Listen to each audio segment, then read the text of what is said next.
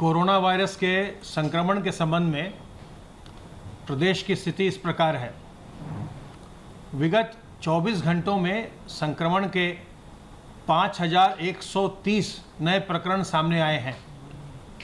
इस समय active infection के केसेस की कुल संख्या 48,998 है और जो लोग संक्रमण के पश्चात पूर्णतः उपचारित होकर घर वापस जा चुके स्वस्थ होकर के, उनकी संख्या अब 80,589 हो गई है।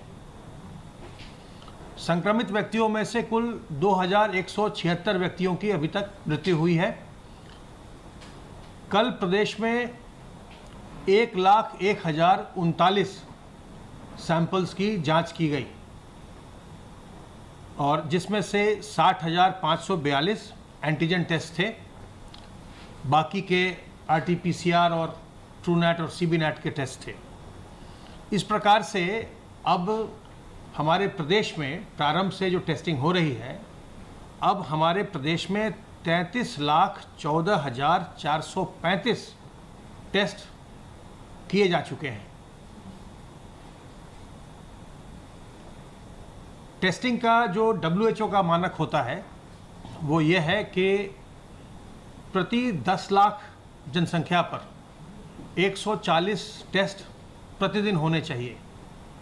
अगर उसके हिसाब से हम देखें तो लगभग 32,000 टेस्ट प्रतिदिन उत्तर प्रदेश में कम से कम किए जाने चाहिए। ये WHO का मानक है। हम उस मानक की तुलना में उससे हम 3 गुने से ज़्यादा टेस्ट रोज़ कर रहे हैं। अब हम 1 लाख से ऊपर टेस्ट करते हैं और देश में प्रतिदिन जो टेस्ट होते हैं उसमें सबसे अधिक टेस्ट करने वाला प्रदेश उत्तर प्रदेश है। 1 लाख का आंकड़ा अभी तक और किसी प्रदेश ने नहीं प्राप्त किया है।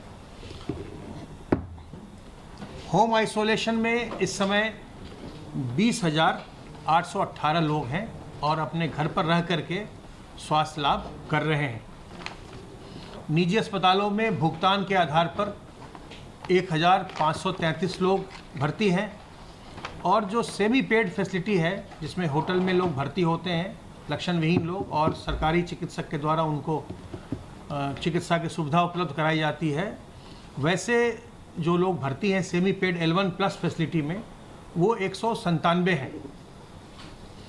पूल टेस्ट के अंतर्गत कल 5-5 सैंपल के 3,248 पूल लगाए गए थे, जिनमें 667 में पॉजिटिविटी देखी गई और 10-10 सैंपल के 241 पूल लगाए गए थे, जिनमें 26 में पॉजिटिविटी देखी गई।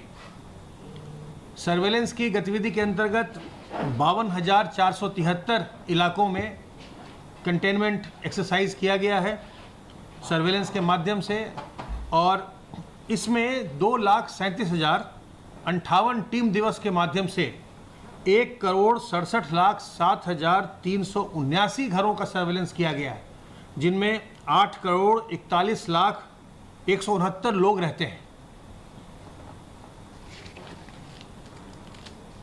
प्रदेश में अब कोविड हेल्प डेस्क की संख्या बढ़कर के 61,794 हो गई है और इनमें 6,36,000 से ज़्यादा लक्षण युक्त व्यक्तियों को, सिम्टोमेटिक व्यक्तियों की पहचान की गई है।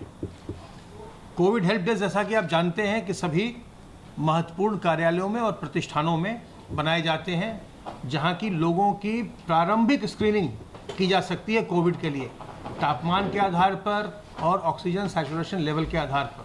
तो हर एक कोविड हेल्प डेस्क पर एक इंफ्रारेड थर्मोमीटर और एक पल्स ऑक्सीमीटर आवश्यक रूप से होता है।